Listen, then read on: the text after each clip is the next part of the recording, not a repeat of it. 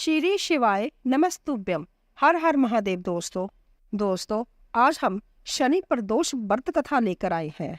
आइए शुरू करते हैं। एक बार सभी प्रेम से बोलिए हर हर महादेव। गर्ग आचार्य जी ने कहा, हे महामते, आपने शिव शंकर प्रसन्नता हेतु समस्त प्रदोष व्रतों का वर्णन किया। अब हम शनि प्रदोष विधि सुनने की इच्छा रखते हैं, सो कृपा करके सुनाइए। तब सूत जी बोले, हे ऋषि, निश्चयात्मक रूप से आपका शिव पार्वती के चरणों में अंतित प्रेम है। मैं आपको शनि प्रदोष के व्रत की विधि बतलाता हूँ, सो ध्यान से सुनो। प्रातन कथा है कि एक निर्धन ब्राह्मण की स्त्री दरिद्रता से दुखी हो चांडिल्य ऋषि के पास जाकर बोली, हे महामुने, मैं अंतित दुखी हूँ, दुख निवारण का उपाय बताइए। मेरे दोनों पुत्र आपकी शरण में है।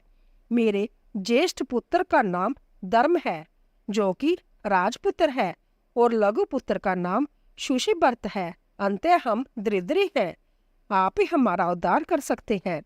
इतनी बात सुन ऋषि ने शिव प्रदोष व्रत करने के लिए कहा। तीनों प्राणी प्रदोष व्रत करने लगे। कुछ समय पश्चात प्रदोष व्रत आया। तब तीनों ने व्रत का संकल्प लिया। छोटा लड़का, जिसका नाम शुशिव्रत था, एक तालाब पर स्नान करने को गया तो उसे मार्ग में स्वर्ण कलश धन से भरपूर मिला। उसको लेकर वह घर आया। प्रसन्न हो माता से कहा कि माँ, ये धन मार्ग से प्राप्त हुआ है। माता ने धन देखकर शिव महिमा का वर्णन किया। राजपुत्र को अपने पास बुलाकर बोली, देखो पुत्र, यह धन हमें शिवजी की कृपा से प्राप्त हुआ है। अंत्य प्रसाद के रूप में दोनों पुत्र आधा आधा बांट लो।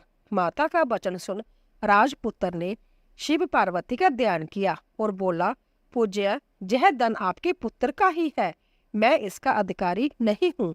मुझे शंकर भगवान और माता पार्वती जब देंगे तब लूंगा। इतना कहकर वह राजपुत्र शंकर जी की पूजा में लग गया। एक दिन दोनों भाइयों का प्रदेश भ्रमण का विचार हुआ। वहां उन्होंने अनेक गंधर्व कन्याओं को क्रीड़ा करते हुए देखा।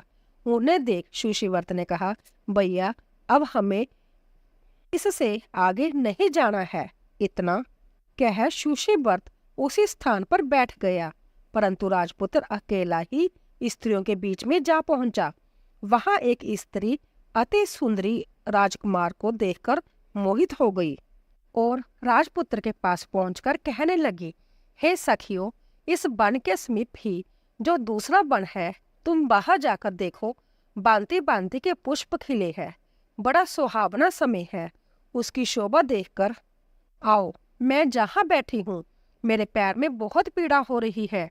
जय सुन सब सखियां दूसरे वन में चली गई। वह अकेली सुंदर राजकुमार की ओर देखती रही। इधर राजकुमार भी कामुक दृष्टि से निहारने लगा। युवती बोली, आप कहाँ रहते हो? वन में कैसे पधारे? किस राजा के पुत्र हो? क्या नाम है? राजकुमार बोला, मैं विंदर्भ नरेश का पुत्र हूँ, आप अपना परिचय दे। युवती बोली, मैं विंद्रविक नामक गंधर्व की पुत्री हूँ। मेरा नाम अंशुमती है। मैंने आपकी मन स्थिति को जान लिया है कि आप मुझ पर मोहित हैं। विधाता ने हमारा तुम्हारा संजोग मिलाया है। युवती ने मोतियों का हार राजकुमार के गले में डाल दिया। राजकुमार हार स्वीकार करते हुए बोला कि हे बद्रे, मैंने आपका प्रेम उपहार स्वीकार कर लिया है, परंतु मैं निर्धन हूँ। राजकुमार के इन वचनों को सुनकर गंधर्व कन्या बोली कि मैं जैसा कह चुकी हूँ वैसे ही करूंगी। अब आप अपने घर जाइए। इतना कहकर वह गंधर्व कन्या सखियों से जा मिली। घर जाकर राजकुमार ने शुशिव्रत को सारा वृत्तांत कह सुनाया। जब तीसरा दिन आया, वह राजपुत्र शुशिव्रत को लेकर उसी वन में जा पहुंचा। वही गंधर्व राज अपनी कन्या को लेकर आ पहुंचा। इन दोनों राजकुमारों को देख आसन दे के कहा कि मैं कैलाश पर गया था। वहां शंकर जी ने मुझसे कहा कि धर्मगुप्त नाम का राजपुत्र है, जो इस समय राज्याभिहन निर्धन है, मेरा परम भक्त है। हे गंधर्वराज, तुम उसकी सहायता करो। मैं महादेव जी की आज्ञा से इस कन्या को आपके पास लाया हूँ। आप इसका निर्वाह करें, मैं आपकी सहायता कर आपको राजगद्दी पर बिठा दूंगा। इस प्रकार गंधर्वराज ने कन्या का विधिवत विवाह कर दिया। विशेष धन और सुंदर गंधर्व कन्या को पाकर राजपुत्र अति प्रसन्न हुआ। भागवत कृपा से वह समय उपरांत अपने शत्रु को दमन करके राज्य का सुख भोगने लगा। बोलिए शिव शंकर भगवान की जय। दोस्तों, अब सुनते हैं त्रिदोषी व्रत की दुर्लभ कथा। तो आप लोग बड़ी ही श्रद्धा और प्रसन्नचित मन से भगवान शिव और माता पार्वती के चरणों का ध्यान करते हुए इन कथा को पूरा अवश्य सुनिएगा और कमेंट बॉक्स में हर हर महादेव अवश्य लिखिएगा। कि एक बार की बात है, माता पार्वती शिव जी को पति रूप में प्राप्त करने के लिए घोर तप कर रही थी। उनके तप को देखकर देवताओं ने शिव जी से देवी की मनोकामना को पूर्ण करने की प्रार्थना की। शिव जी ने पार्वती जी की परीक्षा लेने के लिए सप्त ऋषियों को भेजा। सप्त ऋषियों ने शिव जी के सैकड़ों अवगुण गिनाए, पर पार्वती जी को महादेव के अलावा किसी और से विवाह मंजूर नहीं था। विवाह से पहले सभी वर अपने भावी पत्नी को लेकर आश्वस्त होना चाहते हैं, इसीलिए शिव जी ने संध्या भी पार्वती जी की परीक्षा लेने की ठानी। भगवान शंकर प्रकट हुए और पार्वती जी को वरदान देकर अंतर्धान हो गए। इतने में पार्वती माता जहां तप करी थी, वहीं पास में तालाब में मगरमच्छ ने एक लड़के को पकड़ लिया। लड़का जान बचाने के लिए चिल्लाने लगा। पार्वती जी से उस बच्चे की चीख सुनी नहीं गई। द्रवित हृदय लेकर वह तालाब पर पहुंची। वहां पहुंचकर देखती है कि मगरमच्छ लड़के को तालाब के अंदर खींचकर ले जा रहा है। लड़के ने देवी को देखकर कहा, मेरी ना तो माँ है, ना बाप है, ना ही कोई मित्र है। माता, आप मेरी रक्षा करो। पार्वती जी ने कहा, हे मगरमच्छ, इस लड़के को छोड़ दो। मगरमच्छ बोला, दिन के छठे पहर में जो मुझे मिलता है उसे अपना आहार समझकर स्वीकार करना मेरा नियम है। ब्रह्मदेव ने दिन के छठे पहर इस लड़के को भेजा है, मैं इसे क्यों छोड़ूं? पार्वती जी ने विनती की, तुम इसे छोड़ दो, बदले में तुम्हें जो चाहिए वो मुझसे कहो। मगरमच्छ बोला, एक ही शर्त पर मैं इसे छोड़ सकता हूँ। आपने तप करके महादेव जी से वरदान लिया है, यदि उस तप का फल मुझे दे दो तो मैं इसे छोड़ दूंगा। पार्वती जी तुरंत तैयार हो गई। उन्होंने कहा, मैं अपने तप का फल तुम्हें देने को तैयार हूँ, लेकिन तुम इस बालक को छोड़ दो। मगरमच्छ ने समझाया, सोच लो देवी, जोश में आकर संकल्प मत करो। हजारों वर्ष तक जैसा तप आपने किया है वैसा देवताओं के लिए भी संभव नहीं है। उसका सारा फल इस बालक के प्राणों के बदले चला जाएगा। पार्वती जी ने कहा, मेरा निश्चय पक्का है, मैं तुम्हें अपने तप का फल देती हूँ, तुम इसको जीवन दे दो। मगरमच्छ ने पार्वती से तप दान करने का संकल्प करवाया। तप का दान होते ही मगरमच्छ का देह तेज से चमकने लगी। मगरमच्छ बोला, हे पार्वती, देखो, तप के प्रभाव से मैं तेजस्वी बन गया हूँ। तुमने जीवन भर की पूंजी एक बच्चे के लिए व्यर्थ कर दी। चाहो तो अपनी भूल सुधारने का एक मौका और दे सकता हूँ। पार्वती जी ने कहा, हे मगरमच्छ, तप तो मैं पुण्य द्वारा कर सकती हूँ, किंतु यदि तुम इस लड़के को निगल जाते तो इसका जीवन वापस नहीं मिल सकता था। देखते देखते वह लड़का अदृश्य हो गया। मगरमच्छ भी लुप्त हो गया। पार्वती जी ने विचार किया, मैंने तप तो दान कर दिया है, अब पुण्य तप शुरू करती हूँ। पार्वती जी ने फिर से तप करने का संकल्प किया। भगवान सदाशिव फिर से प्रकट होकर बोले, पार्वती, भला अब क्यों तप कर रही हो? पार्वती जी ने कहा, प्रभु, मैंने अपने तप का फल दान कर दिया है।